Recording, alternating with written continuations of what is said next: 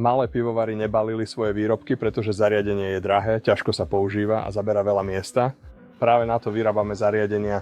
Naozaj podporujeme malý remeselný priemysel a jediné, na čom nám naozaj záleží, je zabezpečiť, aby malé firmy, ktoré používajú naše zariadenia, s nimi úspeli. Začínali sme ako mobilní plniči do plechoviek, takže to vám dáva veľmi blízku a osobnú skúsenosť. V tej najzákladnejšej podobe, čo je to balenie. A pretože máme taký prehľad o zložitostiach a interaktívnych činnostiach v procese balenia, dokážeme naše riešenia presnejšie prispôsobiť potrebám našich zákazníkov.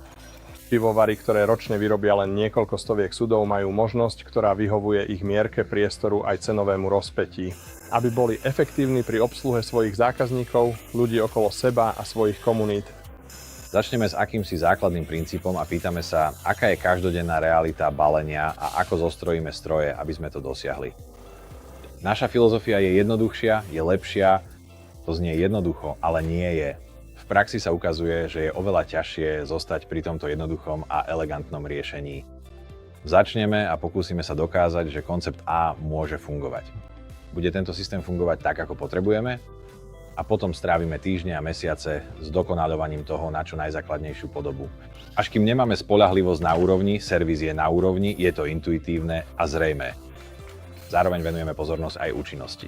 Tieto stroje musia fungovať každý deň. Uvedomujeme si, že ide o malé podniky a vstup do balenia predstavuje veľké riziko. A je to veľký výdavok, čo znamená, že tieto stroje musia prinášať výsledky. Musíte byť schopní baliť, musíte byť schopní získať späť tú investíciu. A práve tam venujeme čas doľaďovaniu dizajnu, kde si povieme, dobre, dosiahli sme 98% spoľahlivosť. Potrebujeme byť spoľahliví na 99,9%. Nakoniec vás dostihne Murphyho zákon a narazíte na nejaké problémy. To je jedna z vecí, ktorú berieme veľmi vážne a venujeme tomu veľa úsilia s našou technickou podporou. Sú mimoriadne dobre informovaní, pretože strávili veľa času mobilným konzervovaním, obsluhou nášho zariadenia a jeho montážou. My, náš tím technickej podpory, považujeme za mimoriadne dôležitý pre našich zákazníkov. Vieme, že ak majú problém a nemôžu sa s nami spojiť, budú mať prestoje a plytvanie, ktoré si nemôžu dovoliť.